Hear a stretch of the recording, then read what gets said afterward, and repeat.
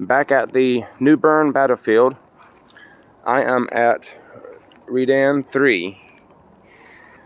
Those of you who don't know what a redan is, by definition, it's a triangular, well, by Civil War definition, it's a triangular shape of, I can't think of the word I want to use, of built up land. I can't think straight. But anyway, of built up land, and where soldiers could hide behind, get down low for cover and be able to fire at oncoming soldiers, enemy soldiers. But this oddly shaped hill here is what they call Redan 3, and then I'm going to tell you a little bit of information about it.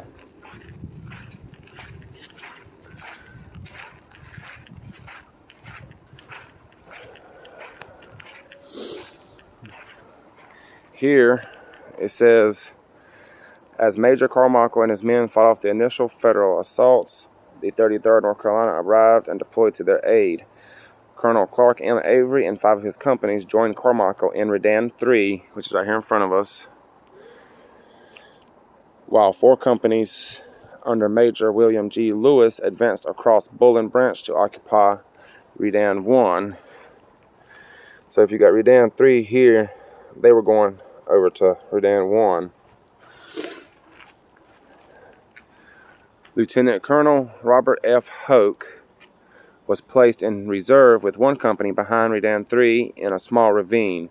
As the fight continued, Hoke pulled 1 company out of Redan 3 and with the reserve company redeployed to Redan 4, which is over here, to plug the gap between Redan 3 and Colonel Vance's forces.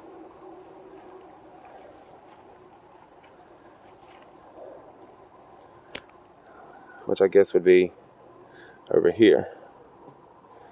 These are the forces coming this way. The fire directed at Redan 3 was incredibly intense. At one point in the fight, Colonel Avery received a bullet through his hat, to which he promptly joked with his men that they'd like to have gotten me. Around 11 a.m., Colonel Avery, Major Carmichael, and Captain Oscar Rand of Company D, 26th North Carolina, moved to the traverse within the occupied Redan 2 adjacent to the railroad. There they observed the action in Redan 1 and the Federal attacks at the brickyard. So you've got Redan 2 here by the railroad, and Redan 1, and then the brickyard was up yonder. As the major was speaking, a bullet struck him in the mouth and he was killed instantly. Word of his death spread quickly, sending a wave of shock and grief through the men, as this combat loss was their first of a beloved officer. And this was going on between 9 a.m. to noon.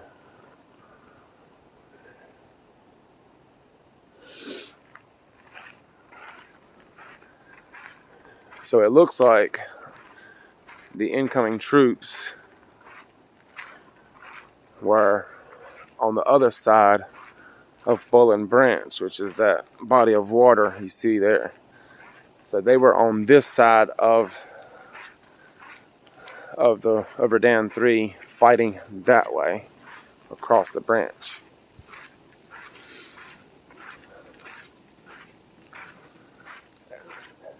At New Bern, North Carolina, brought off the wounded color sergeant and the colors under a heavy fire of the enemy. Private Orlando E. Corona, Medal of Honor, citation, November 14th, 1890. He was an immigrant from Valletta, Malta. Let's see, Valletta. It says Malta was awarded the Medal of Honor for 2 separate acts of heroism, which was the Battle of New Bern North Carolina, March 14, 1862. And the Battle of South Mountain, Maryland, Fox's Gap, September 14, 1862. The first Confederate volley that struck Brigadier General Reno's brigade sent panic through its ranks. The 21st Massachusetts was deployed to the right of the head of the brigade column, and the 51st New York was moving forward to extend the line to the left of the 21st Massachusetts, facing the Brickyard. The first Confederate volley caught the Federals by surprise. Reno thought the right flank of the Confederates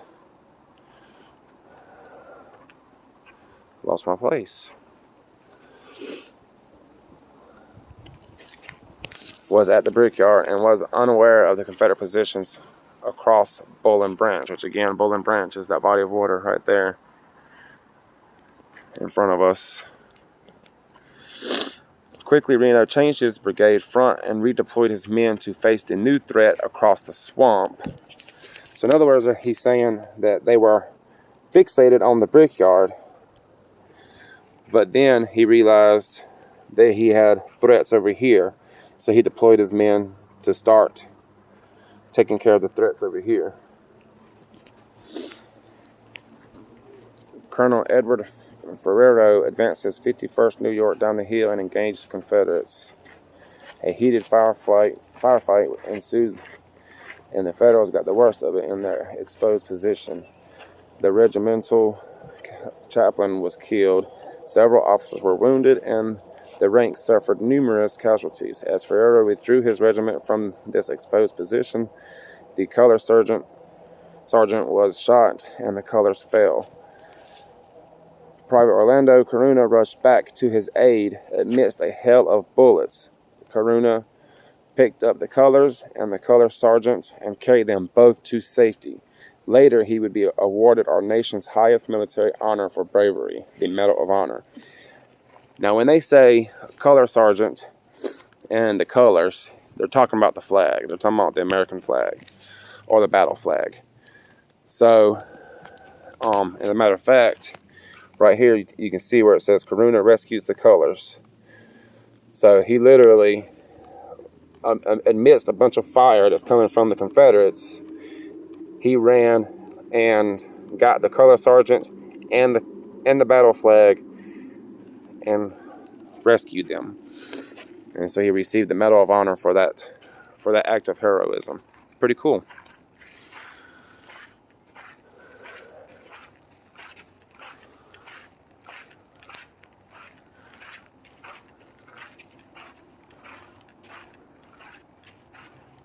Now we're at early morning of Verdun 3. March 14th dawned, cold and wet for Major Abner Carmichael and the 170 men of Companies A, D, and G of the 26th North Carolina manning Verdun 3. During the night, troops in the Verdans on both of his flanks were pulled from the line to extend the line further to the right to cover Weathersby Road, which is modern-day Airport Road, old Airport Road. I don't think I see old Airport Road on the map, or they called it Weathersby Road back then. But anyway, okay. This left a 325-yard gap between Verdun 3 and the Brickyard, and a 250-yard gap on the right that separated them from Colonel Vance and the center companies of the 26th North Carolina Company C, F, H, and I, and the elements of the 2nd North Carolina Cavalry. A thick fog had settled in the swampy forest, severely limiting visibility. Nothing had been heard or seen since the Confederate pickets had raced back across the swamp with news of the approaching Federal Army. Then a loud cannon blast was heard from some distance away to the left, and slowly the sound of battle began to sweep toward them. With the noise of battle continuing to grow, a mass of troops advanced through the fog, some 300 yards in the distance. As these Federal troops emerged from the low-lying fog and crested the railroad cut at the Brickyard, Carmichael gave the command to open fire. This initial volley wreaked havoc on the ranks of the attacking Federals, but the Federals pressed on and descended into the Brickyard and out of sight. Carmichael and his men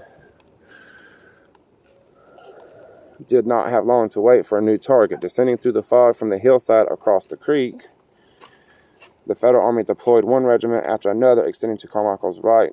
Carmichael's men opened a deadly fire and repulsed the initial assault by the 51st New York, taking out their color guard. It was a small victory, but the enemy would return in larger numbers.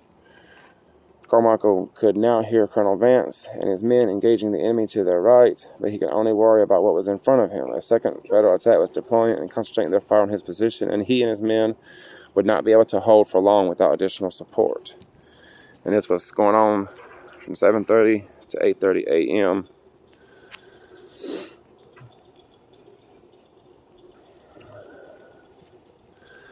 So that's the Confederate supply train.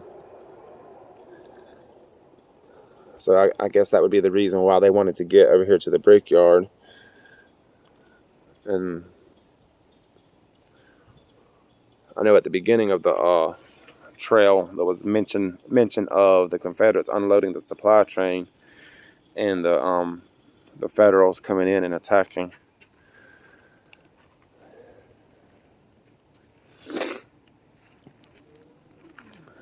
All right, I think I'm gonna head back this way for now. I've got one little detail to show you, and then I'll end part 2, and we'll see you at the next one.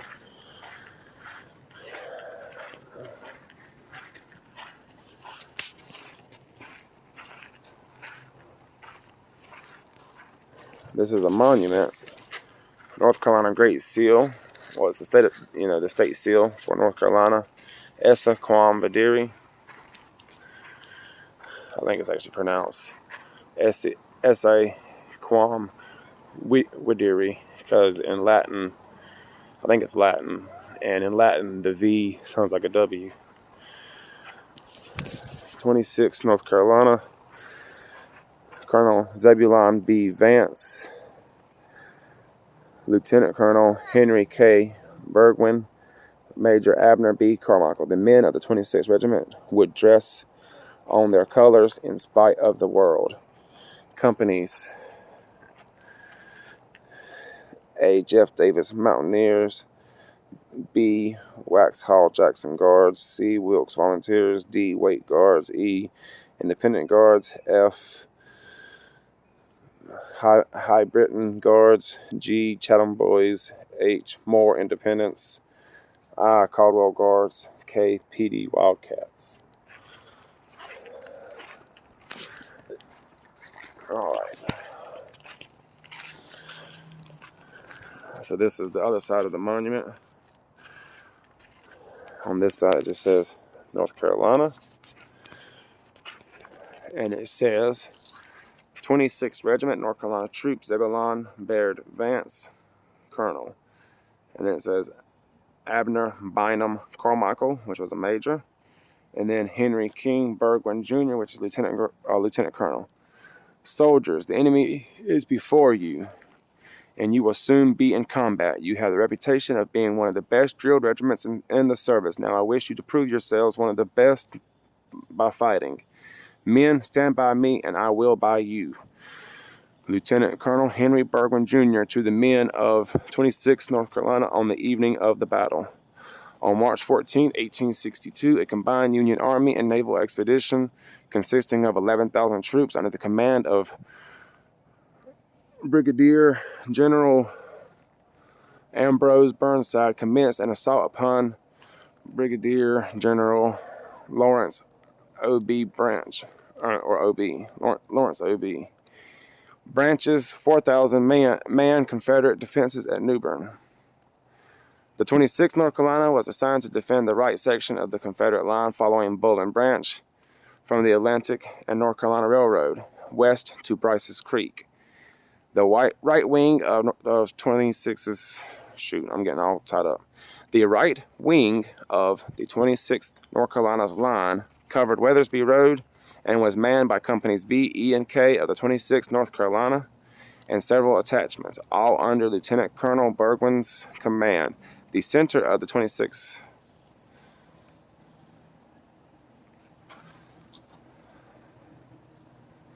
The center of the 26th North Carolina Line, Company C, F, H, and I were under the direct command of Colonel Vance.